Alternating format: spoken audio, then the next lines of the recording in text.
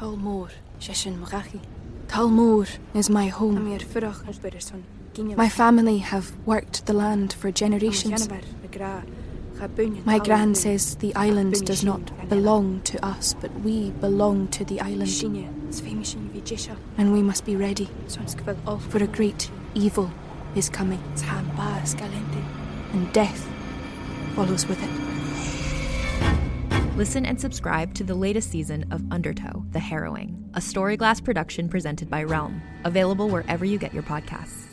Hello, I'm Alison Larkin, writer, comedian, narrator, and host of the Jane Austen podcast. Join me as we embark on a journey through Austen's timeless stories, starting with Pride and Prejudice. The Jane Austen podcast with Alison Larkin is available wherever you listen to podcasts.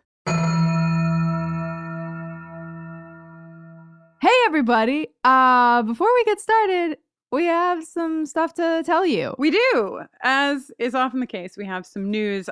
First, an update. Many of you know this already, but we're telling all of you here today an update on our live events this summer. After a lot of thinking and talking and considering between us and the wonderful venues that we're working with in Chicago and New York City, we've decided to cancel both our live taping in Chicago, scheduled for July 12th at Sleeping Village, and our third annual prom, scheduled for July 31st.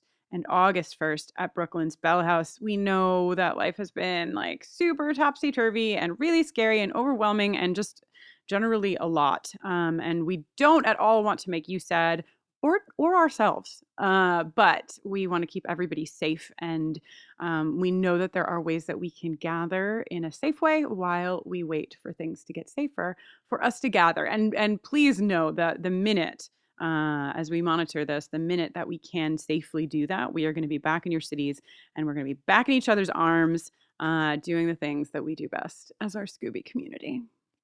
Yes, and since we cannot currently gather physically, we will instead be transforming into ghosts.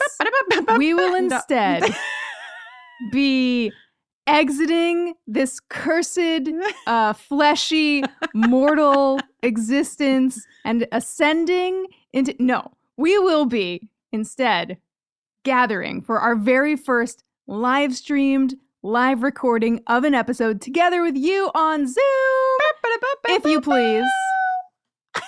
And we hope you will join us. We'll be taping our episode for season 5, episode 20, Spiral. Yeah. You'll be able to see and hear Kristin and me and perhaps a special guest while we record the podcast. And you'll be able to type to each other in the chat bar. It's going to rule. It's like a regular taping, but then you can also talk to each other while it's happening, which is kind of sweet. Yeah, it's pretty fun. It's kind of extra cozy. This is going to be happening Saturday, June 20th in the year 2020. At 4 p.m. Eastern, 1 p.m. Pacific. What is that like? 9 p.m. in London. Jolly old London. Tickets are available at bufferingthevampireslayer.com/Zoom. 2 O's in Zoom, despite Jenny's emphasis on the O's. yeah. Just regular Zoom. Zoom. It's not like a mountain in the middle. We're very excited. A lot of you have already gotten your tickets and are super excited, especially people who like maybe never would have been able to see a live taping before. I know actually, Jenny, that the time in Australia is going to be 5:30 in the morning because I've seen some of our Australian listeners saying, I bought my tickets. I'm getting up at 5:30 in the morning to watch this live taping. So that rocks. Bless all of you. And I just want to say one thing. I know we talk about this community so much and how wonderful you all are, but of course we put these tickets up. And of course, the first 2 questions I got were the same from different people saying, hey, I bought a few. I hope that's okay. I just really wanted to give some away to people who can't like afford to get one. Oh, you guys. Yes, of course you can give them to other people. And there's sort of new little instructions on how we'll do that. It's going to be the first time we've ever done this. So we're excited and scared. It's going to be so fun. You will see us like you've never seen us before. It's like, Gus and Sam and probably Frank are pretty excited because they would have never gotten to attend. Finally, the spotlight where it belongs. So again, bufferingthevampireslayer.com/Zoom. You can find out all the information you need. Chicago ticket holders and New York City ticket holders, you should have received emails Monday or Tuesday from Sleeping Village and the Bell House, respectively, on those refunds and cancellations. But if you need us, you can always reach us at bufferingthevampireslayer@gmail.com with any of your concerns or your questions. Another thing you can find on our calendar and schedule of events, in case you didn't already know, is our schedule of releasing episodes. We have an extra week off between this and next episode, and we will be back with season 5, episode 18, Intervention, aka Jenny cries through the whole episode, on June 3rd. Between then and now, I'm going to be...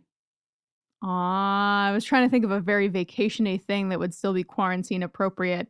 I'll just be wearing sunglasses a lot. I've seen photos of people tanning through their windows, sort of like putting half their butt and like putting their butt. Half their butt? Sorry, their whole butt. Putting half their body. I just got distracted because of their butts. They put like their butt and their legs out the window to get sun. So you could do that, Jenny. Sorry. I didn't mean to bring up your butt here on this radio podcast. Yeah, what the hell? Moving right along to a topic that is not butts. This freaking Saturday, May 16th, 11 a.m. Pacific, 2 p.m. Eastern, we are going to be graduating all together. We are going to be doing a live watch on our Instagram of Buffy's season 3, episode 21 and 22, graduation days, parts 1 and 2. We will be there watching with you. It is a way for us to come together and also a way for so many of you who did not get to graduate with us. Wear your caps. How's Frank's cap coming, Jenny? But Frank's cap. Oh my god! Of the 4,200 stitches required to be stitched by my nimble little fingers, I'm about 3,600 stitches of the way through. All right. Frank's, homemade. What's that? Artisanal. Okay. Why don't you move along to the next part of this introduction? Cap. Also, hey, you completionists, I know you're really concerned about the sexual tension awards and the eventual brackets that we'll be running, and we want to make sure all episodes are represented, even somehow the body. So we have gathered among ourselves to decide that Dawn and Kevin are the winners of the sexual tension awards for the body. This is not up for discussion. Thank you for your time. With that, let us please move along into spooky news.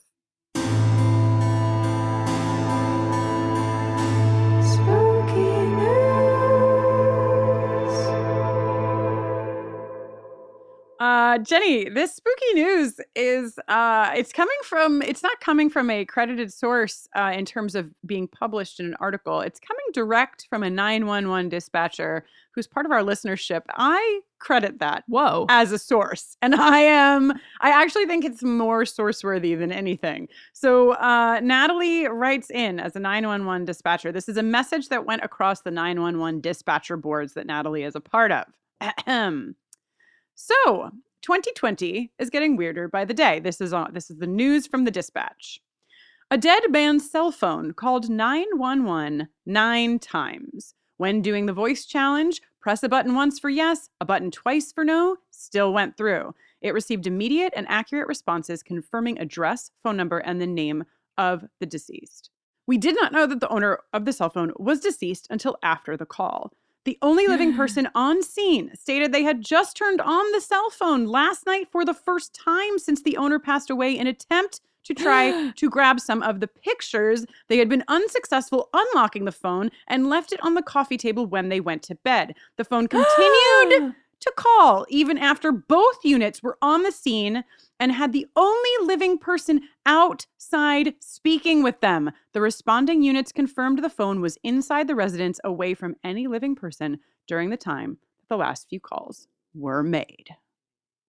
Ghosts, they're just like us. They can use a phone.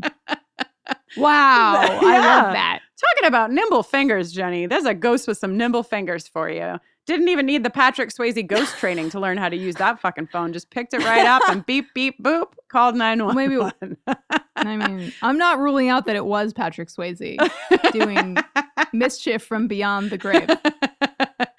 That has been your spooky news.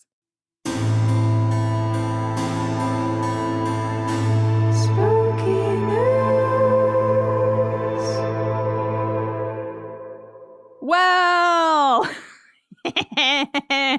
it's time for me to remind you about It's time for me to remind you about the Patreon Xenahang coming up on Saturday, March 23rd at 4 p.m. Eastern, 1 p.m. Pacific, for which I still have no concrete details, but I you have one job, just one thing. But I have made some progress, and I'll be, listen. Oh, God. Whether this will be on Facebook or on another platform, I will be gathering this week. I will be gathering all the official details. Well, so you'll have to follow us on social media and Patreon to get those details. Well, we won't be back with a podcast until June 3rd. So Jenny, on our June 3rd return, you can let everyone know what happened at your Xena. How well it went, how it was the best event ever. Yeah, I'll be sure to let you know. I'll be posting all the details on our Patreon and also in the secret Facebook group. So, so everybody who is a patron will have access to the info. I'm sorry that I'm such a piece of garbage. Before we roll into the episode, one last thing. We have new hoodies. The back of the hoodies say, "Why is Jenny?" Just kidding. I'm just kidding. They say, "What the hell? Why are men?"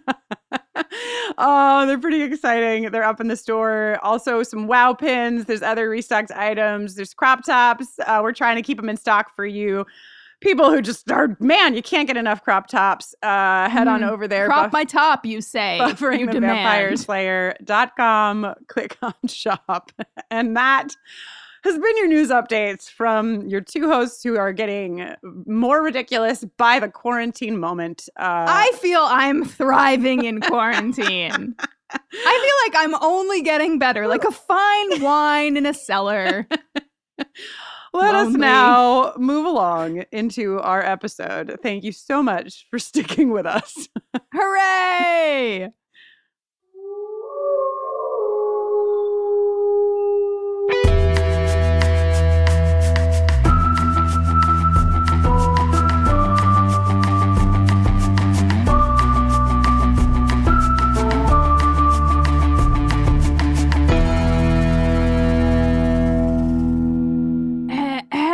Hello and welcome to Buffering the Vampire Slayer, a podcast where we are watching and discussing every episode of Buffy the Vampire Slayer one at a time, spoiler free.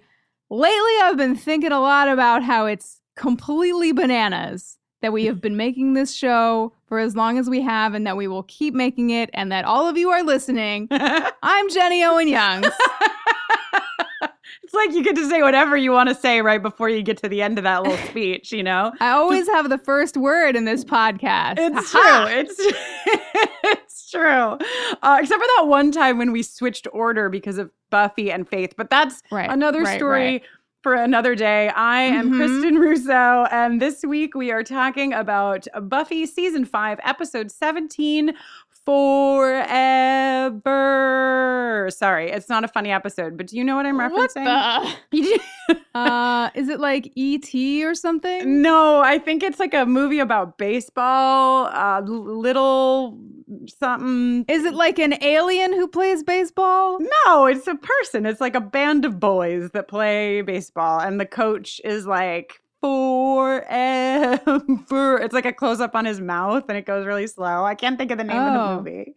Is it The Sandlot? Yeah, The Sandlot. Yeah, The Sandlot. Oh, okay. Wow. We're feeling it here in this week's episode, which is not as joyous as we are right now. But we have to give a little balance, you know, emotional balance. What you should do is stay tuned at the end of this podcast every other week for an original song written by Jenny. That's you. Recapping the Buffy episode that we're discussing. And if you haven't yet started listening to our Angel podcast, Angel on Top, hosted by Brittany Ashley and Laura Zach, you should be doing that. You remember Angel? He's that guy who drops by the cemetery in this episode. Yeah, he does. Oh, I can't wait to get there. Forever was written and directed just for you by Marty Noxon and originally aired on April 17th, 2001. Do you want to know something about that date, Jenny? Sure, hit me. It is Christine Sutherland's birthday. This episode aired. That's fucked up. On Christine Sutherland's birthday. Okay. It's also 3 days before 420, so. Okay, yeah. So I'm sure Christine Sutherland needed to partake that 420 to try to figure out how to sort her character's funeral with her person's birthday. A lot of stuff happening there. Anyhow. This is the one, according to IMDb, where with some help from Spike, Dawn attempts to bring Joyce back from the dead. This episode goes pretty much hand in hand with the body, a very different tone. We're a step closer to the Sunnydale that we know, but not quite returned to that place yet. But it is very much the moments after, right? Like these are the days after the body. Yeah. It's interesting that they aired this episode after such a long break. Right? You'd think they would have done this one, then taken the break. But I'm sure that they had their reasons. Let everybody just sort of like deal and breathe for a couple months. Yeah, perhaps they needed a break after creating that episode of television. Yeah, probably. So this episode starts with, I love this. Buffy is walking through a room that's full of coffins. Yeah. She's walking through a funeral home, but not in the usual way. And, if I may. You may. We have these beautiful, creepy as hell tremolo strings going. Ooh. And the scene is scored, like a lot of this episode, in a way that those of you who watch horror movies will be familiar. It's very, very much leaned in the direction of the horror genre when it comes to the score of this episode. And I am here to tell you, shame on me for not noticing sooner, but I was watching this episode and I was like, damn, this music is good. It feels different. Why, you may ask? Well, I do ask. Well, it turns out that seasons 5 and 6 are scored by a guy whose name on the page looks like Thomas Wanker, but he is Austrian. So maybe it's Thomas like Wanker or something. No disrespect. So this episode and this season, with the exception of The Gift, are all scored by Thomas Wanker, not Christoph Beck. Now, notably, Christoph scores the finale of this season, and The Body, though Thomas has the credit, The Body has no score. Oh, wow. Look at you. Almost like you're a musician or something. Yeah, I was really excited to learn that this season's score is coming from somebody else. All throughout, I have so many score notes in this episode because the score is just so powerful and interesting and like done in such a great way. And I love how we're coming back into the world here with sonic cues telling us that we are in the middle of, we continue to be in the middle of horror, even though it's a little different than the horror we're used to. Yeah. Oh, I love this. I'm so excited for your future score notes. I know that was a very beautiful delivery of very important information, but I'm very excited about you continuing to say wanker because it's just a lovely combination of sounds. I feel so rude not knowing the right way to say this guy's name. So like, on the non-score end of this, the visuals, and there's one in particular that I was like almost fell off of the bed. I watch in a bed now because it's my couch, my bed. It's a whole thing. It's everything. Anyway, yeah. A separate story for a separate time. But I was just bowled over by one of the visuals in this episode. But even beginning here, the lights are off. She's in there and the lights are off, and it's so like notably shown because when Giles and Dawn and the, Undertaker, is that what you call this guy, come in, they turn the lights on. I just finished watching all of 6 Feet Under probably about 6 months ago. And I just got like 6 Feet Under memories from this, especially this dude who, listen, this is a funeral home in Sunnydale. So you'd think that the undertaker / guy who works in the funeral home director would have his like bedside manner dialed in or something. Right. It speaks of your deep feeling for the deceased. Sir, right? Like, fuck I mean, you. I guess this guy doesn't have to do much to keep a job in Sunnydale, but still, get it together, True. man. I love Giles's eye roll at this guy. That like, even though we're in a very serious moment, Giles is like, oh my God. And we get the word forever many times. We get the first occurrence of forever here. Dawn says, what if Mom would have liked some other coffin better? Mm-hmm. She's the one who has to be in it forever. And, you know, that's like the first look at, I mean, we look at forever in so many ways in this episode. And I'm sure we'll talk about it as it goes on as well. But just to touch on it a bit, it's like death as forever. This show is a show that has dealt for a long time with life as forever. I think that there's, I talked a bit about this in The Body with childhood and the loss of childhood, like childhood not going on forever. And I think there's some of that to Angel coming back. There's just a lot of different ways in which the episode looks at the concept of not only a linear forever, but sort of like circle of life forever as it continues. So. But before that, bam, bam, bam, bam, bam, bam, bam, bam. Yeah. You know, something that we didn't talk about, Jenny, in the discussion of The Body is that the scene that happens both in I Was Made to Love You and The Body starts with Buffy picking up the card from Brian to Joyce. And she calls Joyce, she calls her mom, flower getting lady, which is just like painfully ironic because she's referencing the fact that Joyce is getting flowers because she's gone on this date with this guy. But truly, Joyce is then getting, you know, all of these flowers because she's not alive anymore. So when I forgot to mention that, and I think it's sort of underlined in the beginning of this scene where Giles is talking about the price of flowers. Yeah, this whole scene with like the horrible mundane. Mm-hmm. Like all of the practical matters that have to be dealt with, so exhausting. Also the fact that, you know, Mr. Summers, the Summers dad, totally absent, numbers no good, not getting in touch. This really, really sucks. One beautiful moment in this scene that really sang to my heart was that delivering a zinger from beyond the grave, we learn Joyce didn't want to wake because she said potlucks are depressing enough as it is. Seriously, Joyce. Seriously. A zinger from beyond the grave is just a fantastic Jenny Owen Young sentence. Thank you for that. I would like to, with your permission, play the patriarchy jingle for Mr. Summers, who is possibly the worst dad ever. Bad dad. The patriarchy!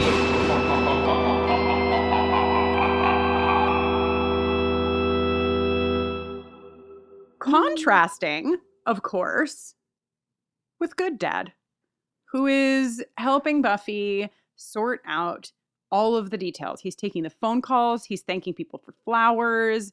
Giles is, I mean, he's been dad, but like, for me, this moment in the series is where Giles goes from like dad, capital D, lowercase a d, to dad, all caps. Yeah, all caps with dad. a cape and there's like a fan blowing up from the ground. Yeah. Giles is rocking in this episode. We love to see it. Mm-hmm. Should we play Giles's jingle? Hit it. Giles, hot dad. When you were younger, you were real bad. But now you're older, you've got glasses that help you watch over us. Thank you, Giles. So, Dawn is upset. And rightfully so, I will say, Yes. for our Dawn. Dawn is sort of the last one to find out about a lot. And I don't think that this is uncommon for sort of a family dynamic like this, where there's like an older sister of Buffy's age and a younger sister of Dawn's age. Buffy's the one that Joyce talked to about funeral arrangements and made jokes about potlucks with. And Dawn is just feeling, even if she weren't a mystical key, and even had she not found that out just a handful of episodes ago, she's just feeling like she's my mom too. Why am I taking the back seat to all of this? Yeah, well, it makes sense, of course. And maybe Buffy's just used to having the weight of the literal world on her shoulders all the time. But like, Buffy is clearly exhausted and traumatized. And maybe it's good for her to have, it's definitely good for her to have something to distract her, but like, it's so clear that it's not like Buffy's in some position of power or something, even though that seems to be like a little bit of the way that Dawn is perceiving it, that like Buffy has more access or something. Right. To all yeah, the and details. I don't think that Buffy's doing anything wrong either at all, and I'm very excited to get to the final scene of this episode, because I identify with so much of the dynamic between these two and like what's said. But yeah, I think that they both are going through something, and as often happens, and I think that we talked about this in our discussion of the body, the sort of fact of death doesn't always bring people together. It often can sort of like break people apart, and that doesn't ultimately happen here with Dawn and Buffy, but in the beginning of this episode we're seeing ways in which that can happen in families, that you just are missing each other in the way that you're processing. Yeah. And feeling this like Dawn's reaction to this discomfort and sense of distance is to say that she wants to go to Willow's after the funeral. Willow fields this very diplomatically, but ultimately that's what's going to happen. Yeah. So Willow and Xander leave the Summers household, and they have this like fun exchange about like Willow's going to maybe check in and say hi to her mom, and Xander's like, I think I'm going to go say hi to your mom too, because my family sucks. And who shows up? We missed you, buddy. We missed you so much. You're back. My favorite thing. Spike rolls up with flowers, and Xander is a fucking douche nozzle. And a lot of people thinking Spike is doing things in this episode for credit. And this is the first occurrence of that. Spike is like, hey, fuck you. Right.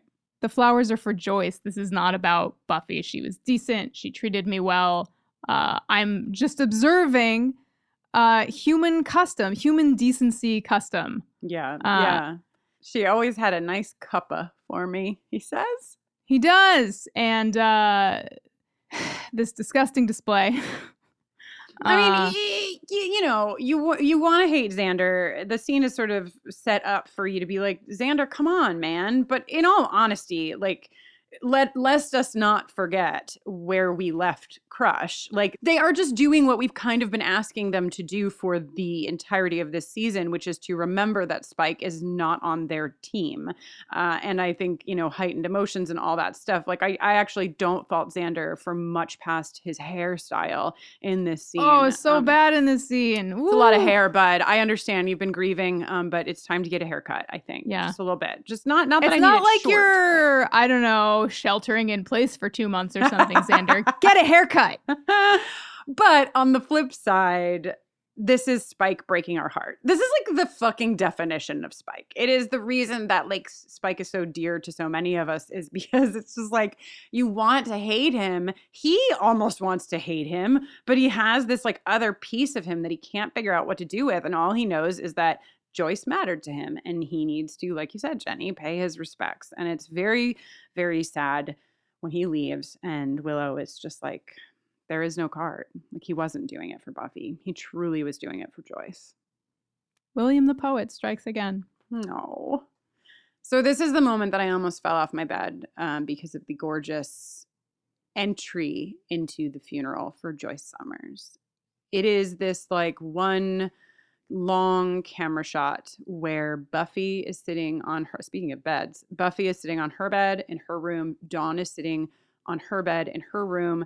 And these walls that I want to say we've never seen before, but I know all these photos in the hallway Yes. we have not seen. Right. And it's all these like old photos. These are black and white photos. These are, we want to imagine grandparents, great grandparents, you know, the sort of summer's history going back in time. And there is just something so stunning about starting on those photos, seeing Buffy, the older sister, alive in her room in this house that has lost somebody. More photos, seeing Dawn alive in her room, somebody who has lost someone in the house. We were 3, we are now 2, and then sort of like fading right from that pan into the funeral. And it's just very, you know, unfortunately, I can never say circle of life without like singing it in my head, which kind of undoes the gravity of what I'm trying to say.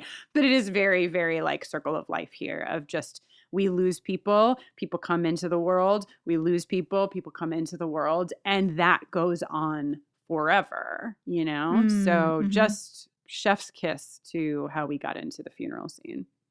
Yeah. Also, Xander's hair looks a lot better at the funeral. I know that's what this scene is not about, but a beautiful, haunting piano theme here. Again, Thomas Wanker just absolutely crushing it, and it melts into strings as we're having like these sort of like fade in, fade outs from the overhead shot to close-ups of different people's reactions. Yeah, earth to earth, ashes to ashes, dust to dust. Very commonly read words at funerals, but also they have, I think, even extra meaning, especially ending on dust to dust, since there's this contrast. And the contrast exists for the whole episode as well, of Buffy, what we knew, and Buffy, what she's dealing with now. We're in the cemetery. This is literally where the entire show takes place. And yet it feels that we are in not that totally place at all. new place. Yes, exactly. And because of the context, it's like Jen Malkowski was saying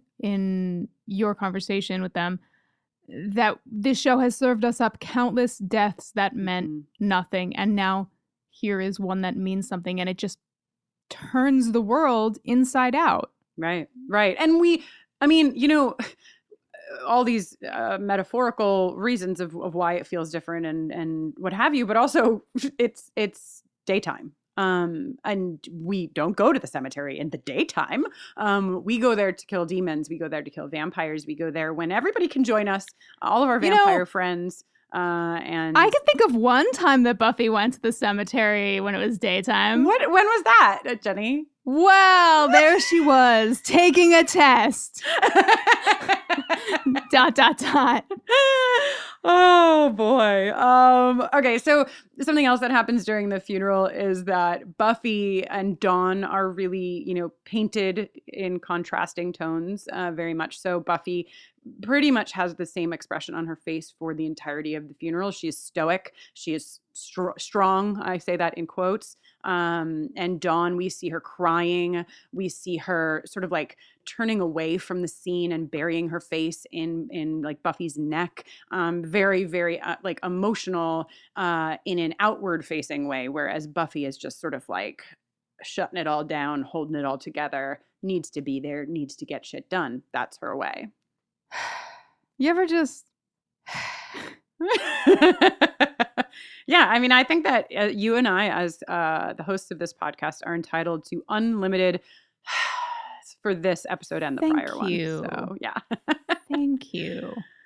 So everyone, again, with the crossfading, right? We see the passage of time. Everyone's leaving one by one, 2 by 2. Tara and Willow and Buffy and Dawn are left, and Dawn goes over and says she's ready to leave.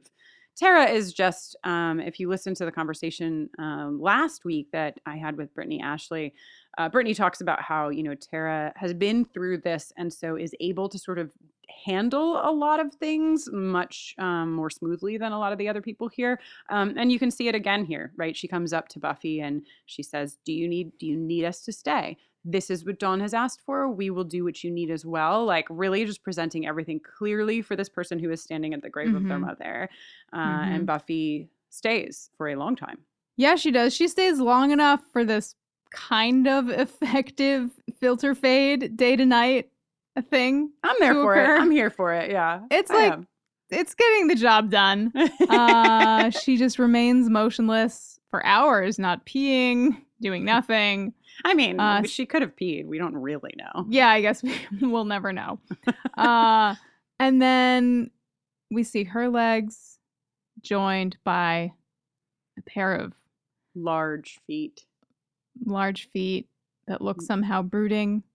Somehow, even in shoes alone, we can sense the brood. Angel just rolls up right next to her and they This hold is hands. So beautiful and so wonderful for so many reasons. Angel returning. Of course, Angel is going to return. And I think, of course, Buffy is knowing that, or maybe she doesn't know, but there's just something in this that like I hadn't really explored on previous viewings where I was just thinking, and it's because of our conversations, Jenny, right? That like we've talked about how Buffy's in this headspace of, you know, all the men in her life leave her. Her dad isn't at her mom's funeral. Okay. Yeah. She has just been left by Riley. Angel left. Like this is an ongoing theme. And so there's something incredibly powerful and healing about the fact that Angel comes back. Like Angel, for all of his angelisms, understands the value that they have to each other and understands that when it is a matter of life and death, everything else you put it to the side and you go there and you hold this person's hand like he does. Yeah. Good boy, Angel. And of course, we never get to use it. So he, I think, stealthily entered the scene. Let's give him his jingle. Detective Angel. Okay, so I know that there are extenuating circumstances, but when you were in college, did any of your friends have a 14-year-old come slumber party in their dorm room? Well, no, but my sister was 14, and I feel like it wouldn't have been out of the question for her to stay in our room with us. You know, yeah, like, didn't you get your sister drunk at college one time? Yeah, it wasn't. Yep, I did. Okay. I was 18, okay? You can't judge me now for what I did. Okay, so technically neither of you was of age. Right. So. She just was 12. So. Oh my God. Moving right along. Don't pause to look at 18-year-old Kristin's sins. We will go to Dawn, who is very angry. And, you know, Tara and Willow they're trying their best to sort of explain to Dawn, but I feel very defensive of Dawn in this entire episode. And I understand like why they are treating her the way that they're treating her, but I think that I think that everyone is babying her too much. And I don't think it's fair to her. I think that like she just lost her mom and was almost killed by a naked morgue pyre. Like she's a key, like talk to her like she is older than 12, you know, because she is I think Tara is fucking knocking it out of the park. Tara, to make yes. a place for her in your heart. It's sort of like she becomes a part of you. Tara knows, Dawn. Listen to Tara. Yes. But everybody else treats her like a baby. Willow not doing a great job. No, I mean, Willow's obviously going through her own shit, right? Like we see that Willow wants to be there for Dawn, but I think Willow also wants Joyce back. Like, you know, this is not just about being there for Dawn for Willow. There's too much happening for her that I think that she's sort of threaded through this as well. Yeah, and all Tara and Willow want is to help and to want to do something. They want to make Dawn happy. And finally, Dawn settles on something she'd like to do. She has an idea. I'd like for you two witches to bring my mom back from the dead. Mm-hmm. Which, I mean, we're all in Sunnydale. It's not that A shocking. follows B follows C, sure. Yeah, like, of course, somebody is going to want to bring Joyce back. Like, one of the crew for sure was going to want to bring Joyce back. So it's Dawn. Makes sense. And, you know, we cut, but they're obviously like, no, especially Tara. We'll get there. Before we get there, let's talk even more about the circle of life. Yes. Anya and Xander are doing it. They are doing it in a way that is different than how they've done it before. And Anya says, it's because of Joyce. And Xander's like,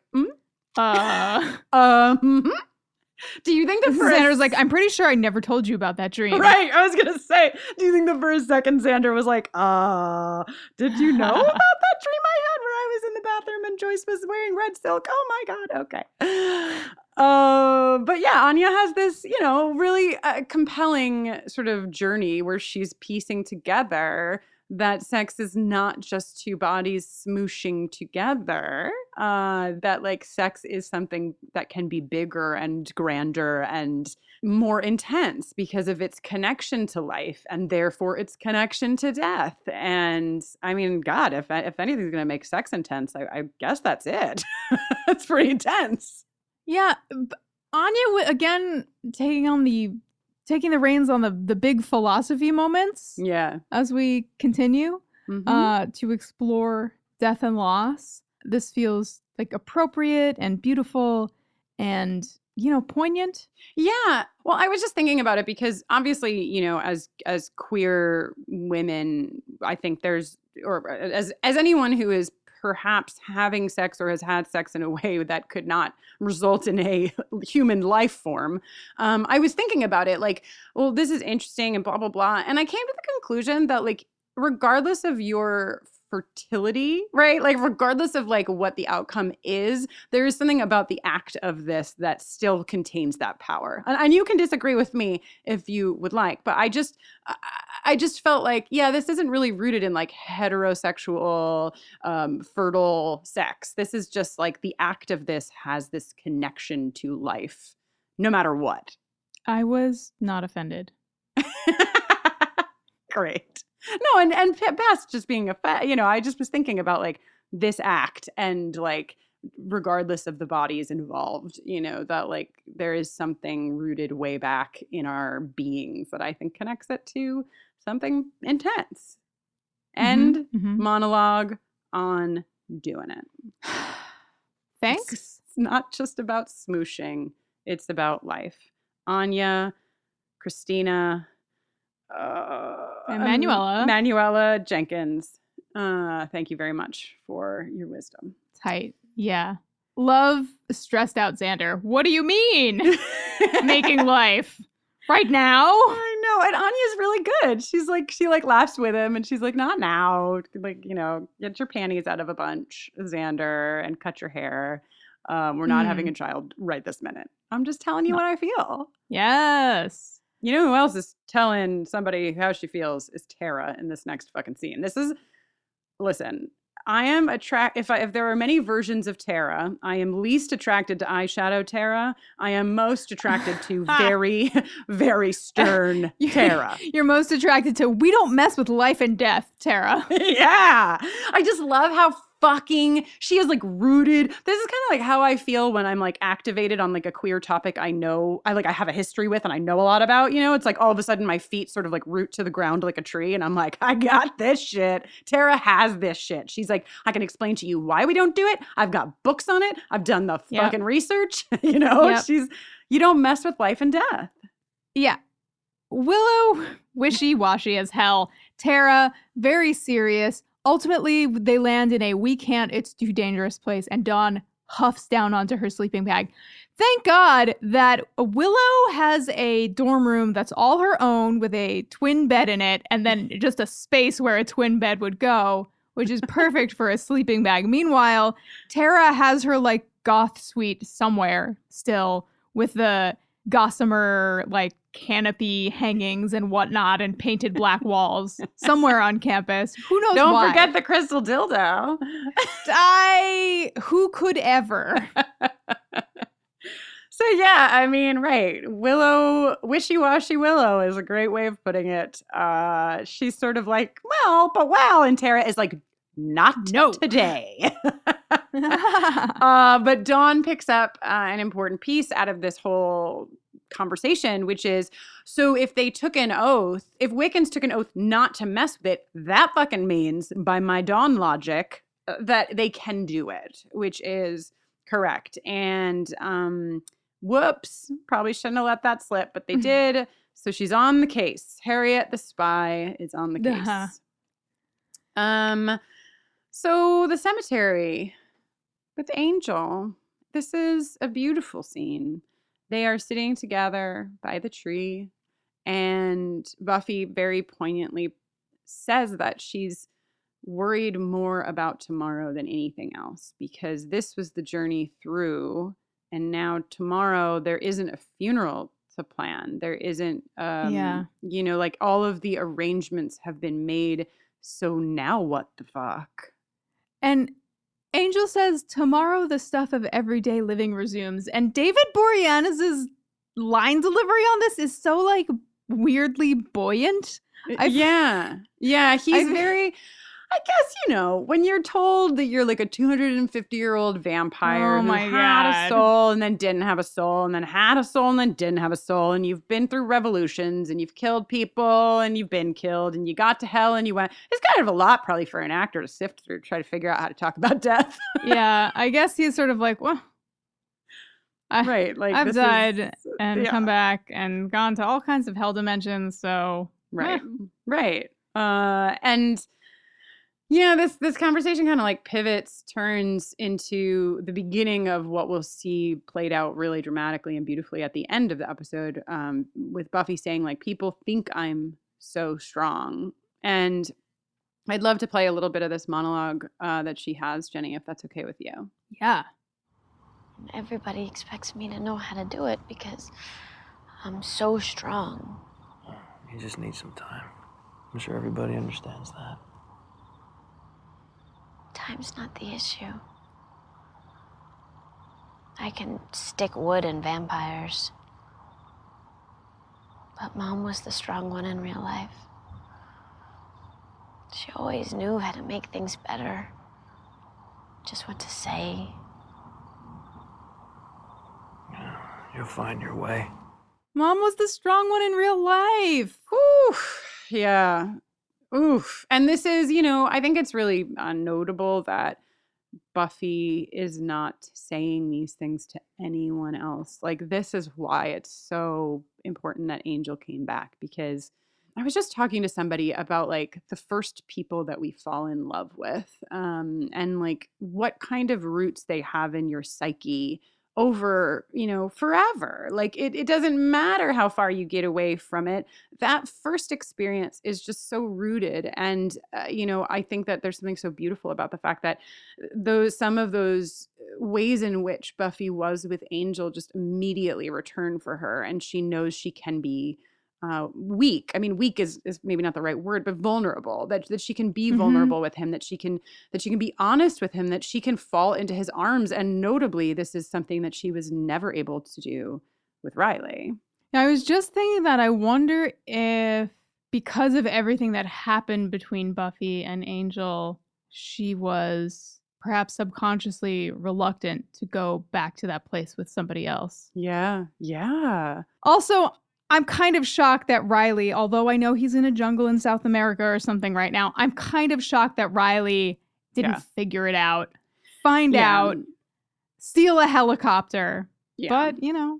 I mean, and I think in the actual universe, Riley would have also come back. I think that just in the television universe, there's only so much room for so many shoulders. Minutes. I mean, how could you possibly? Especially when they're all so broad, you know? So, Angel says to Buffy, like, you are strong, right? And he does some really incredible things here by way of support. He's like, he's not worried about anything except for being here for her. I can stay in town as long as you want me to. And then we get this word again, right? How's forever? You know, and she immediately, because she has an emotional intelligence about like sort of like where she is as much as possible, says, you know, that's obviously not possible. I'm feeling very needy right now and what have you. But like the want, the desire to have these arms around you to hold you, this person who you can let go with, this person who you feel safe with, just wanting them to stay forever, regardless of any of the consequences, makes total sense. And then they kiss. Jenny, I don't know how you felt, but I was simply delighted to see such a wonderful, passionate kiss on the screen because it's been a while. It's like the kiss was okay, but I'm pretty sure both her boots stayed on. So how good was it really? Oh God, I was just like, right, kissing. Look at that. Look at them go. Yeah. Well, you say that, but then it very quickly Yes. ramps right the hell up. Mhm. Angel's off to Boner Town. Buffy's like, you got to go back to LA, bud. And then just making us remember, so rude. I will remember you. He's like, I have a few minutes until I have to go. And they sit there, as the sun starts to come up, and we know that he's going to go back to ba-na-na-na-na-na. Yeah. Also, hey, speaking of melodies, I just want to say one more time. I the can't score here is believe beautiful. that you didn't give me more credit for just whipping that was- the angel theme. It was really great. And much to your credit, the melody of the angel theme is kind of obscure. Right? It's not like as intuitive and like singable as the theme for Buffy. So I salute you. Thank you. And I also salute Thomas Wanker Vonker for scoring this scene so beautifully. I think it's a callback to the Buffy and Angel theme, but his rendering of it is so beautiful. Oh. Unless it's not a callback to that theme and it's something totally new, and his rendering of this new thing is so beautiful. Sorry. Okay, whoa. Yes. Buckle up. Oh my God. Universe. We see Ben run into Jinx, and Ben says, Kristin, are you ready? I'm Ben ready. says, tell my sister I'm sick of running into her Jawa rejects. Kristin, do you get this reference now? Yes, of course I do. I am my God. Mark your card-carrying member calendars. of the Star Wars fan club. I can picture their red little beady little glowing eyes and their hoods. They're always throwing things off of things. They're in the sand. Of course I think do. they're cuter than the minions. To be fair, do we see full Jawa faces? They are They're cuter. cuter in their little robes. Yeah, maybe the minions should just keep their hoods up a little bit more often. This is a big deal. This is a tiny little moment in a big episode, and it's a big deal because Ben says, I would never do that to an innocent skirt. No! Ben! Ben, here's the thing. I'm not going to blame you, Ben, for slipping, but I'm going to blame you for not making sure that Jinx was dead. Dude. Commit. I mean, you're going to stab somebody, stab them right, as I always say. I always say that too. And for some reason, Ben just doesn't listen. He says, do you understand how many people are going to die if she finds the key? Yeah. A little math here. Because this is like the most linear Ben to glory to Ben situation. I feel like Ben leaves the hospital. Jinx has been sent by Glory. By the time Jinx gets to the hospital, Ben is leaving the hospital. Jinx is like, Ben, you can't biggity blah. I need to bliggity blah. Ben's like, boom, knife in the stomach. And then Jinx is like, oh no, and runs back to, hey, Glory's there. There's a lot of switching, a lot of changing out of dresses, putting on scrubs, a lot of putting on scrubs. Shit, that's all. Hell math. Anyway, Willow and Tara need to go to the dining hall. We're headed to the dining hall where all the college students hang out. Would you, a 14-year-old, like to come be our dining hall buddy? You're very upset about a 14-year-old hanging out on a college campus. I don't think it's that. Have you seen what happens on college campuses, Kristin? Because I've done most of it. And it's no place for a 14-year-old, especially one who just lost her mom. I just feel like it's a marker of us continuing to age. That you know what I mean? Like I'm just looking out for you, Jenny. You're showing your stripes over here. How dare you? Okay, so they're leaving. Dawn's like, you guys go. I'm not hungry. I might not be here when you get back. And Willow abracadabras a book off the shelf for Dawn. She's straight up like Osseo History of Magic. Yes, and we have yet another amazing piece of score. This sort of like classic horror movie piano figure that actually kind of reminds me of, I think, The Never-Ending Story. It's sort of like dun dun dun dun dun dun dun dun. Ooh. That's the Never-Ending Story figure, but I think the one that happens here is fairly close to that. And it's very effective and great. I just love this guy's work in this episode. It's so beautiful. Yeah. I like want to watch it all over again because I feel like I didn't pay very much attention to the score in this episode, so I'm happy to hear more about it. You know what else I'm happy to hear more about, Jenny, is Giles' feather duster. I keep watch on it. Sure. I always point out when we see it again because the first time we saw it, it went into his teeth, and I've never forgotten about it. So oh, true. Is this the same one? I think this is a different one. No, it's the same feather duster. Don't. Do you think feather dusters do a better job than like a Swiffer duster? Literally, no. I've never understood a feather duster. I feel that they are not effective. It's like, don't feathers just seem kind of already dirty to you? No offense to birds. Okay, before we get any further into feather duster territory, why don't we hear a brief word from some of our sponsors? As a podcast network, our focus is bringing you shows you love to listen to. But we also sell merch related to those shows. And partnering with Shopify has made that both possible and simple for us to do. Shopify is the global commerce platform that helps you sell at every stage of your business.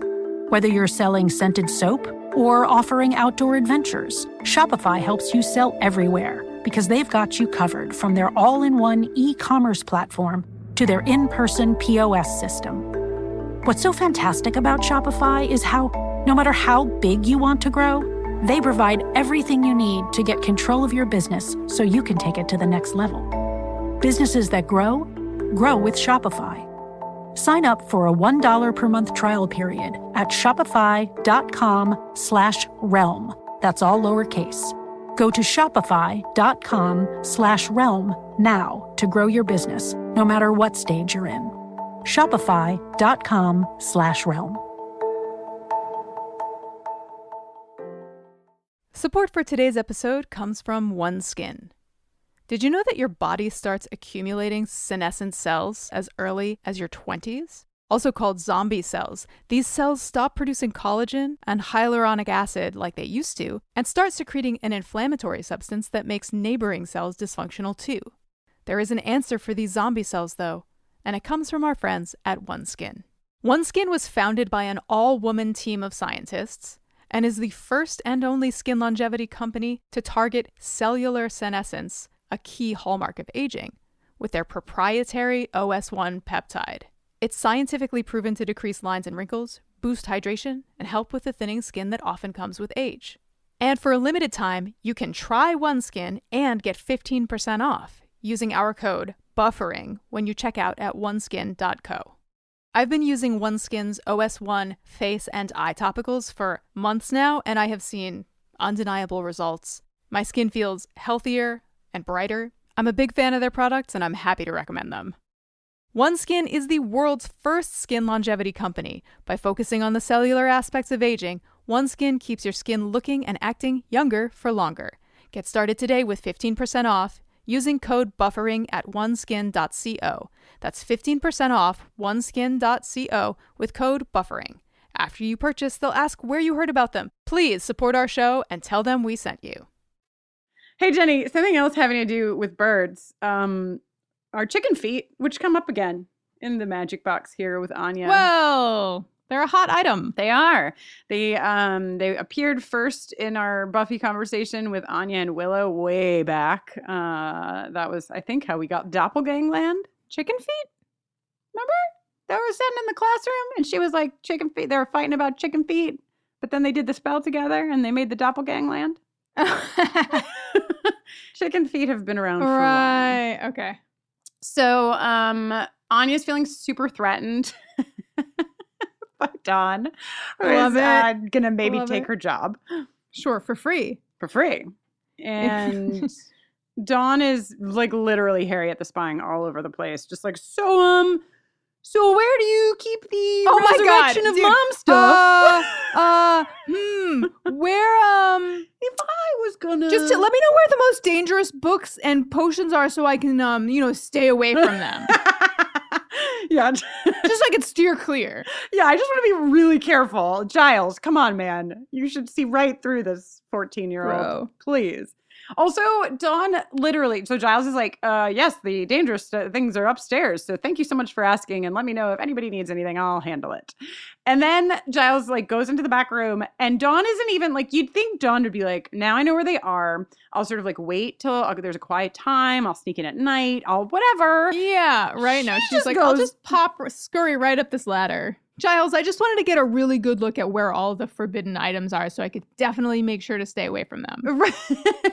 But like also there's something about the fact that like I would try to do it secretively that probably would be me getting caught. I think there is something very bold about Dawn just being like, I'm doing it and I'm doing it fucking now. And I think to be a true like criminal, you really have to be minded like that. You know, you have to be willing to like jump right into the fire.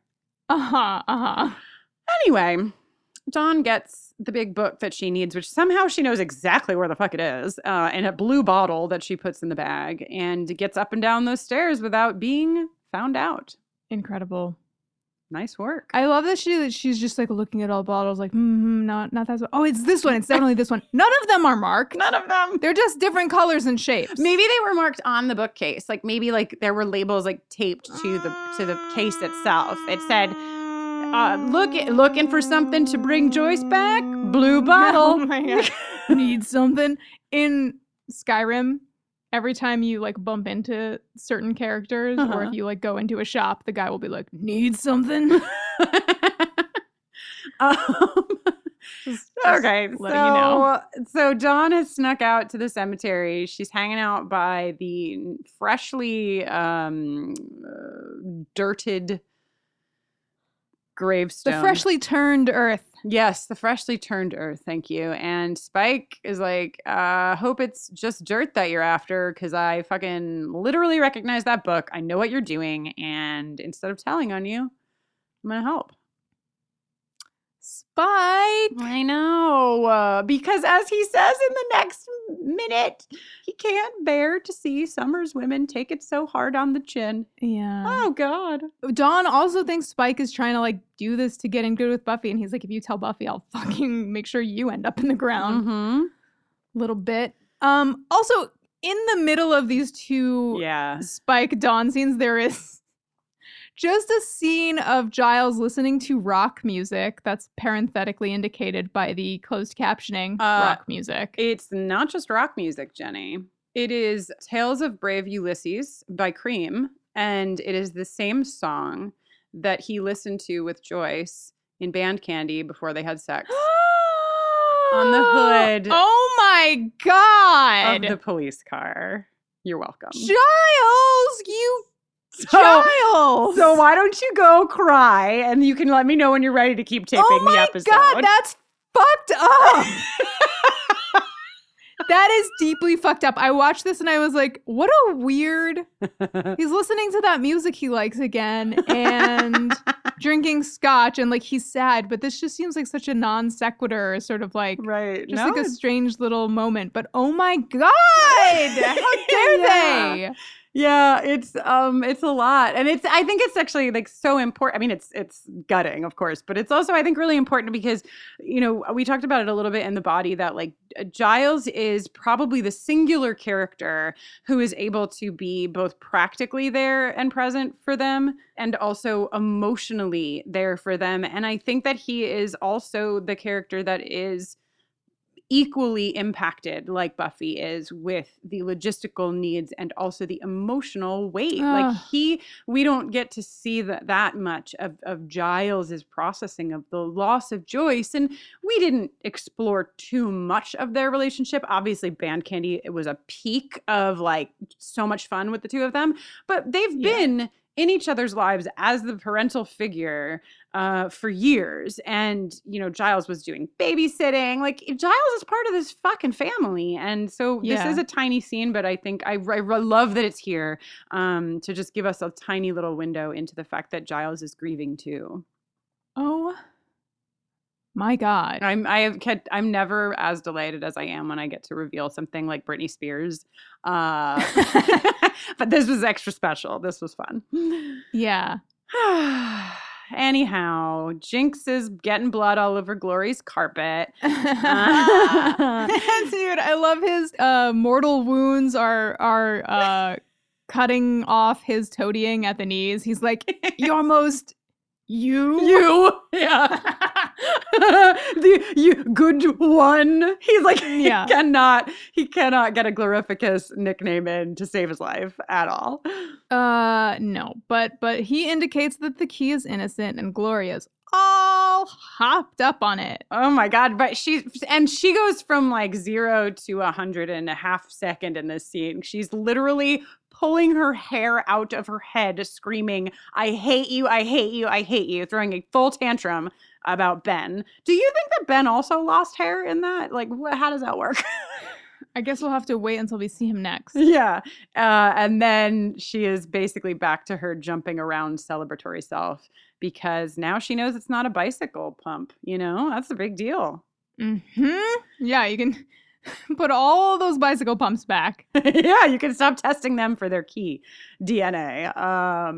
Actually, DNA is a particular choice, isn't it? Because I had questions about this next scene where we get the wonderful Joel Grey. Yeah, this guy playing Doc, Joel Grey. He was in the original Cabaret. He was the original like wizard in Wicked. Yes. What a storied history. And like usually I feel like James Marsters is like, not that he's like acting circles around people, but I feel like he's at like the top tier with Sarah of like the great performances. And we've been seeing Michelle Trachtenberg turn in some really, really amazing stuff recently. And to see this guy just fucking, I mean, Michelle and James are doing amazing, but to see this guy come into the scene and just fucking like lap them infinitely, like he's just so fucking good. Like immediately we get like 2 minutes with this guy and you'll never forget him. He's amazing. Yeah, he's phenomenal. Do you know who he is the dad to, Jenny? Oh, he's Jennifer Grey's dad, right? Yeah, nobody puts his baby in the corner. Exactly.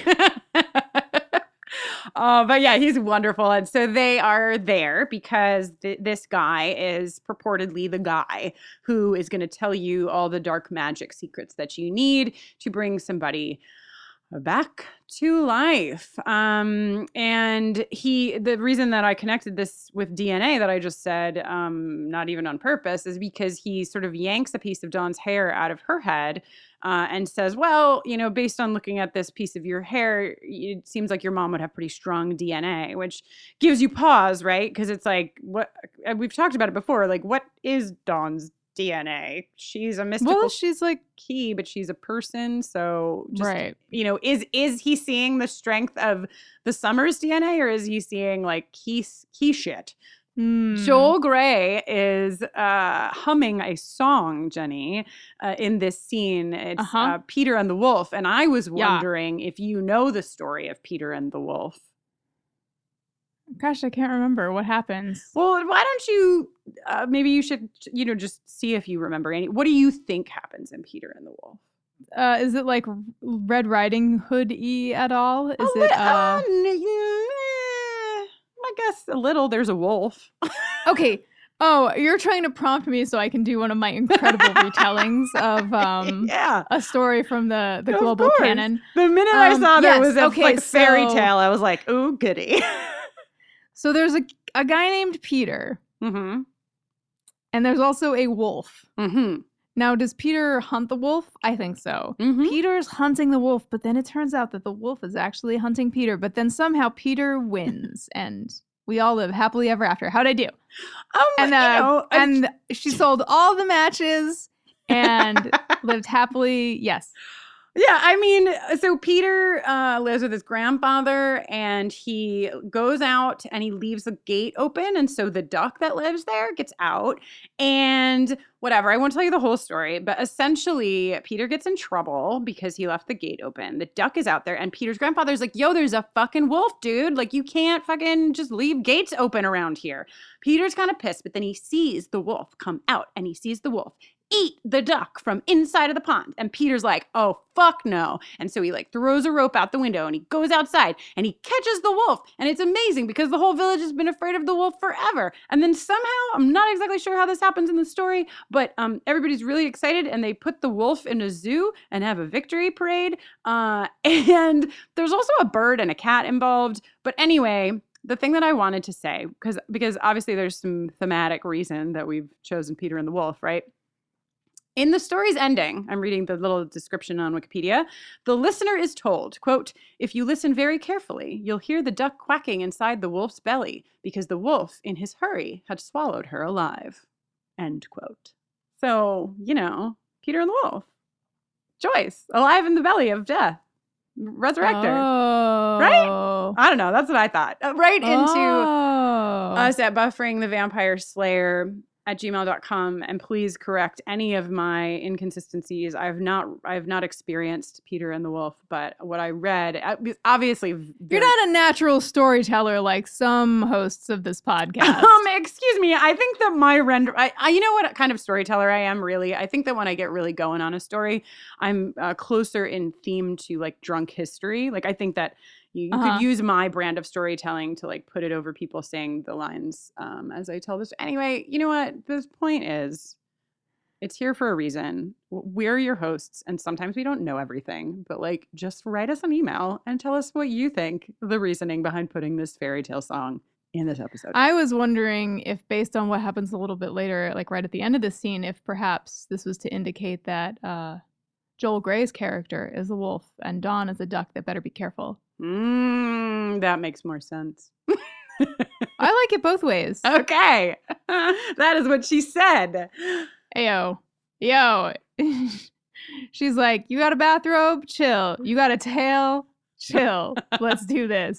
So Doc has a tail. Yeah. He also has loads of info about how to do this spell. You need to steal a Ghora demon egg from a Ghora demon, which is apparently very dangerous. You got to make a sacred circle. You got to put all the stuff in the center with a pic of your mom. If you need to reverse the spell, you got to rip up the photo. It might take time, but she will come to you. And she might be a little off, just so you know. And Dawn says, she'll still be my mother, won't she? And he says, more or less. Yeah, he's so good at being so creepy. Oh my God, I love him. And then she offers him some money for the, instructions. And he says, keep your money. And she mistakenly is like, so sweet old man, and he growls as he smiles and his eyes turn all black. Dude, terrifying. So terrifying, so effective. Standing ovation for fucking Joel Grey. So glad you're here. Yeah. Really incredible. So they go to the Ghora demon. I hate this scene. I'm so upset for the Ghora demon. The Ghora demon never did anything to anybody. It's just fucking laying down there with its 3 fucking heads and its babies. Why you gotta fuck with it? I don't like it. I don't know how you feel, Jenny. Yeah, I feel like the Ghora seems to be keeping to itself down there in the sewers. Just like live and let Ghora, as I always say. As you do, you always say that. And they have this whole bit where like Dawn's gonna grab the egg and Spike's gonna distract the demon, and it works. But then, oh no! On the way out, Dawn drops the egg. Yeah, Butterfingers Summers over here, and then Spike's like, "Okay, it's too dangerous. Come back! What are you doing?" And Dawn's already back in there, and then Spike gets bit in the torso, and in this moment, I am Spike, and the Ghora demon is Frank, who is teething and cannot stop biting me and everything else. I feel Spike's pain in this scene. Sorry, I just pictured Frank dressing up as a Ghora demon for Halloween. I'm just saying. Well, yes, with a little graduation cap on top. Of each head. You have to make 2 other Frank heads. Yes, of course. But yeah, they get this egg and good for them. But I just every time I see this scene, I feel so sad for the Ghora mom. You know, it's just like she's just trying to look out for her babies, and they're so mean to her, and they like put an axe in her. I just, justice for I'm Ghora. sure she makes a full recovery though. Yeah, she probably does. It's real tough. And also, like, where do all the Ghora demons go? Because there were a lot of eggs in there. So if they're all having eggs and the eggs are hatching into more Ghoras. So anyway, moving right along. Is this Dawn's blood that she's making a circle with? Because it's a lot of fucking blood if it is. Oh, fuck. It's a lot, right? And I was like, that's a lot of like bright red blood. And I don't know if it's supposed to be hers or if it's supposed to be from like the innards of the Ghora egg or like what, but Or maybe it came from that jar that she eyeballed. Oh, yes, maybe it did. Jenny, before we get too far past the eggs here, I just wanted to say that I think that these eggs might be considered. Hell yeah! It's been a while since we saw some bad eggs. But here they are. Just a sampling of our song from season who knows, episode who knows, Bad Eggs. Speaking of eggs, there's some of them are bad in this episode and some of them are good. Some of them Willow are good. is Nice. really into Tara's eggs, if you know what I mean. Oh. Yes, Willow has started a breakfast journal. She's like, I need to remember everything about my entire life because I've just realized that I could also die. It's like, Willow, eventually this journal is going to be a snake eating its own tail because she's going to be writing about how she just spent an hour reading about all of her breakfasts.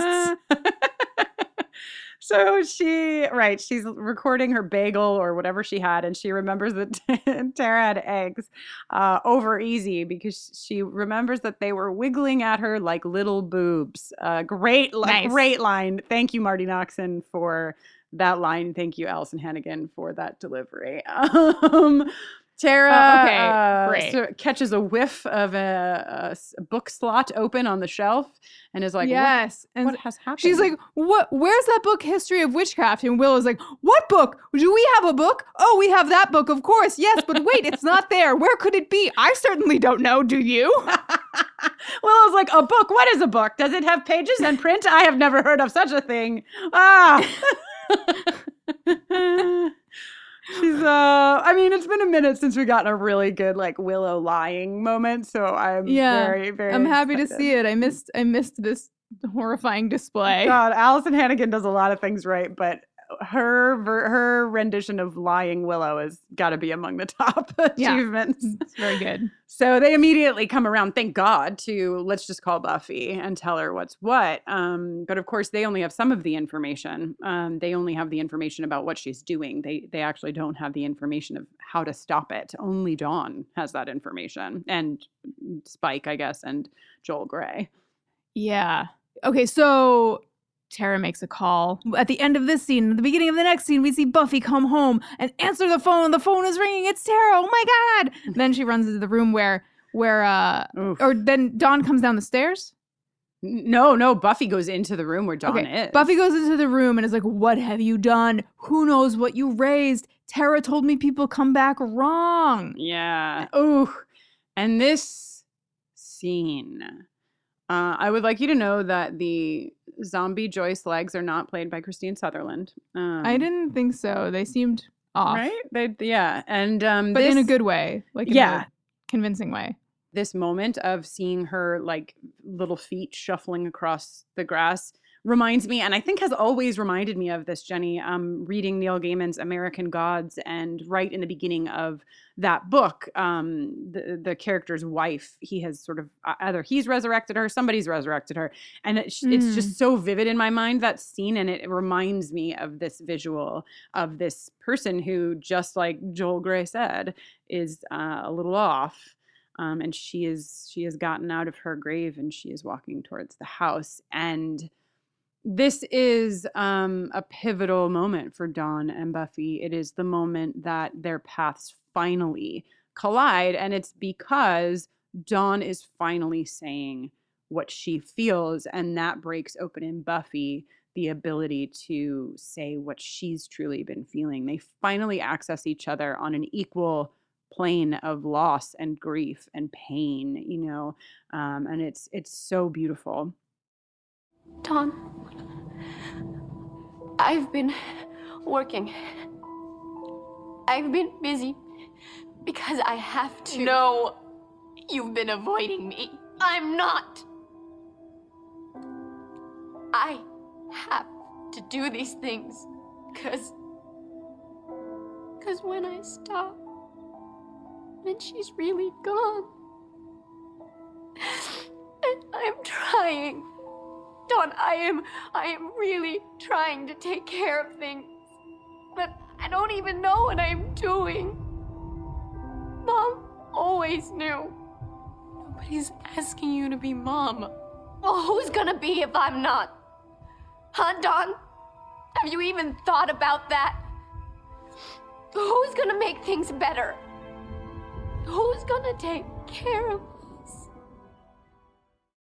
This is why they've just been missing each other like ships in the night, looking for different things from one another. Buffy is just barreling through, trying to adhere to what she always does, which is what needs to be done, right? Right. And Dawn is just looking for a sense of family when in the wake of losing their mother, right? And Buffy just is being crushed under the weight of these questions like, what are we going to do? Who's going to take care of us, And they finally are able to reach across this void and touch just as the knock comes at the door. This moment is amazing because right at this moment, Dawn has gotten what she needs. She knows that she still has a sister. Yeah. And but at the same time, Buffy is faced with the reality of whatever version of my mother Dawn brought back is at the door right now. She's reduced once again to mommy. She's reduced back to this childlike, oh God, my mother, can I run to her? And as she runs to the door, thank God, their total role reversal, right?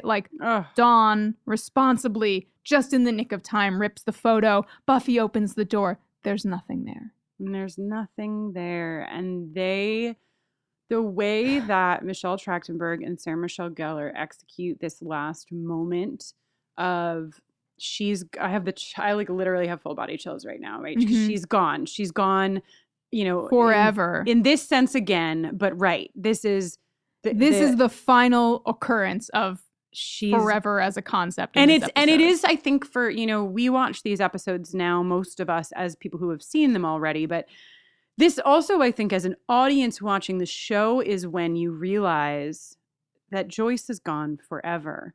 Magic isn't going to bring her back. We're really doing this. We are really doing this. And Buffy and Dawn just hold each other and collapse on the floor. And they are sobbing like a million years ago when I was in college. I did a performance. I was a theater major and I did a performance of Elektra and I was just in the chorus. But the people who played the lead roles, they actually came from Greece. It was this really cool State University of New York exchange, which was cool, whatever, that's besides the point. They really got deep with us on Greek tragedy, and they weren't afraid to reach down to these, I'm going to use the word animalistic, even though I feel that's even cheapening what I'm trying to say, but these guttural cries. And I remember in that production, the woman who was playing Elektra just crying to the point on stage where snot would fly out of her face, but it was so effective. It was so devastating. And it was just the complete loss of yourself in grief. These calls that go back centuries upon centuries upon centuries of, I have lost what I love. And this sound comes out of my body. That is what we see in this final scene with the two of them collapsing. It is so devastating and so powerful and also so hopeful for them because they have each other in the doorway, right? They're not alone, they're together. And that's really beautiful too. But God, give me something fun or funny. I gotta can we be done now? Whoa! Almost. There's just one last detour we have to take. Come with me. Get in the car. Let's ride together down Innuendo Avenue all the way to the Sexual Tension Awards. Sexual Tension Award. For your consideration, in the first slot, we've got Anya and Xander because they actually had sex. Yeah, they had Circle of Life sex, baby. They had Circle of Life. We're part of something bigger than ourselves type sex. So if that's what you're into, vote number 1. Then in the second slot, a pod fave, a listener fave, hope and love spring eternal from this deep dark font. It's Buffy and Angel. If you ever wanted forever, you got it right there with those two, everybody. Uh-huh. Slot 2, Buffy and Angel. In the third slot, we have, of course, how could we leave them out? Willow and Egg Boobs. That's Willow and Egg Boobs in slot 3. She was really into them. They were wiggling at her. Oh, yeah. And in the fourth and final slot, we always love a throuple. And you know what I love to see is the love, the long sustaining love that springs eternal from a throuple that has one shared body, 3 heads, and can still procreate. The Ghora demon. The fourth option for your voting is Ghora, Ghora, and Ghora. Oh my God, is the Ghora demon just down in there in the sewers, like, self-producing eggs? I think the without Ghora a mate? demon is doing that thing we talked about that sometimes sharks do, you know? They just sort of like boop out another little shark clone. Boop. That's what it's called, booping. Well, I think nobody checked the science on that last bit, but if you'd like to participate in our beautiful, sexy democracy, you can find the Sexual Tension Award poll for this and every episode on our Twitter account @BufferingCast. The poll will be live for 1 week. Cast your vote and make your voice heard. Woo! That has been your Sexual Tension Awards. Sexual Tension Award. All right, so we're coming around the bend. We've finished the episode-ish. We have done Sexual Tension Awards, but I know that you did me the great favor, Jenny, of cheering me up after I got sad with the Sexual Tension Awards. But I want to say something, and we talk about this. This is Buffy. This is the core of Buffy. But I do just want to like talk for a minute about this experience that she has that I know I identify with, and I think a lot of our listeners probably identify with. Maybe you do, I'm not sure. You can tell us. But this idea of the fact that like she's being asked to hold so much stuff, right? She has to keep it together. So she does the thing that she's being asked to do, keep it together. But then the world sort of looks at her like she's okay, you know, and she's like, I'm not okay. I don't know which one to do. Like I'm supposed to hold it together, but I'm not okay. But if I tell you I'm not okay, then I'm not holding it together. And it's this sort of like dyad that she's always in, which is why I think she breaks so hard in this last scene, is that she isn't okay, but she's not allowed to remind people that she's not okay. That doesn't really exist in her world.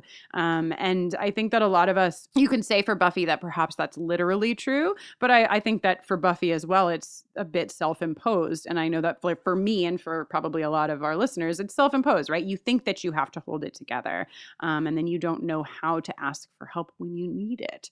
And I think that this scene is just such a great example of that break, and the fact that like often when you do break, there is somebody there that's going to catch you. It's just real hard to get to that break sometimes. Mm-hmm. Mm-hmm. So those are some of my personal feelings. 10 out of 10. Great episode. Wow. Yeah. Wow, indeed. And just a huge thank you to everybody who kind of journeyed with us through the body and you know, got us thinking about grief and death and I don't know. It's been a good journey, and it's been really nice to do it together with you, Jenny, and together with all of our wonderful listeners. And now we get to jaunt off into the grand unknown. What the hell is going to happen in the rest of season 5? Holy shit. No idea. Well, I know what happens in the next episode, but And I'm really excited about it. The next episode, literally, here's what I will say. This is not a spoiler, but I will tell you that Jenny, all you have to do is ask Jenny to describe what happens in the next episode, and she bursts into uncontrollable tears like happens to no other episode, including the body. I've never seen you cry so hard. Live. Let the artist work. So see you in a few weeks with our discussion of intervention. Till then, I'm Jenny Owen Youngs, and when I'm not watching Buffy, I am writing songs and recording songs. You can learn more about me at jennyowenyoungs.com. You can give me a shout on Twitter at Jenny Owen Youngs. You can listen to me talk about another blonde petite protagonist over on my other podcast, Veronica Mars Investigations. You can listen to my latest EP, Night Shift, on all digital platforms. And if it's not untoward to say so, this month is the 11th anniversary of my second album, which is called Transmitter Failure. And to celebrate, I'm doing a little streaming show for all my Jenny Owen Youngs patrons. So if you happen to be one of those people or you want to get on board even just like for 1 month, I'll be doing a live stream show of all those songs on May 26th, which I'm really looking forward to. That's and so fun. Are you going to cut bangs for yourself before you do the streaming Maybe concert? I'll get a bangs wig. Maybe I'll cut myself some quarantine bangs. 11th anniversary of Transmitter Failure and 11th anniversary of the most ferocious Jenny Owen Youngs bangs you've ever seen in your life. Ferocious. That's so fun. I am Kristin Russo. I don't have any 11th anniversaries coming up, but I do I do some other stuff besides watch Buffy the Vampire Slayer and talk about it here on Buffering the Vampire Slayer. You can learn more about me on my website, KristinNoeline.com, KristinNoeline. Use that spelling to also find me on Twitter and on Instagram. I do a lot of work with LGBTQ communities, middle school and high school GSAs. It's a whole thing. I also have another podcast that I do on Patreon. It is just available for our patrons here at Buffering the Vampire Slayer and the patrons over at the Storm podcast, because I do it with Joanna Robinson. It is called Feels Like the First Time, and I watch movies I have somehow never seen before because they are iconic and classic, and then we talk about them one at a time. It's been very fun. Hell yeah. Buffering the Vampire Slayers on Twitter, Facebook, and Instagram at BufferingCast. You can email us at bufferingthevampireslayer@gmail.com or leave us a voicemail at area code 216-30-BUFFY. You can support the work that we do here. Many of you do. Thank you so much. By going on over to bufferingthevampireslayer.com. Just click on Patreon. Join our Patreon family. There's a lot of things happening over there these days. The podcast that I do with Joanna, you get advanced music. We're just learning how to do Zoom Hangouts now. There's some fun shit. So join us, if you will. It's fun for you and wonderful for us because it keeps us keeping on. You can also go to our store, also found on that website. Purchase yourself a dad hat or a baby onesie or perhaps a beer stein with an alewife on it. There are a lot of choices for you. If you don't want to spend any money, we get that too. You can go to iTunes and rate and review us.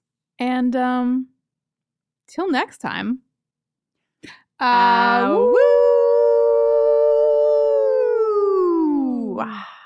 Joyce Summers forever.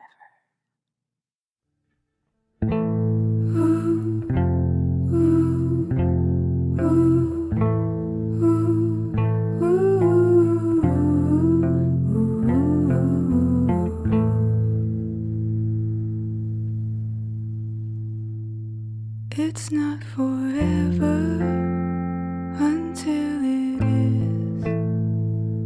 Can't remember an ache like this. Wish I could wake up to see it fade. Just keep in motion so my limbs stay numb. Trying to let go of what's been part of everything that you know. I don't know.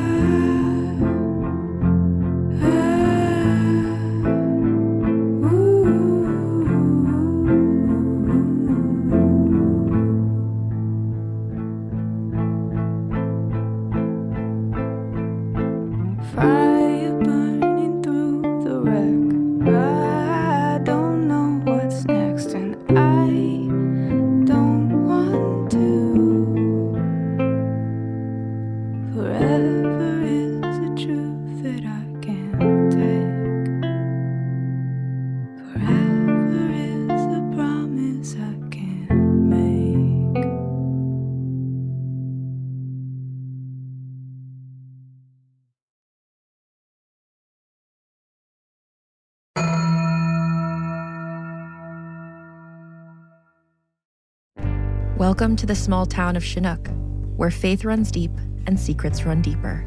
In this new thriller, religion and crime collide when a gruesome murder rocks the isolated Montana community.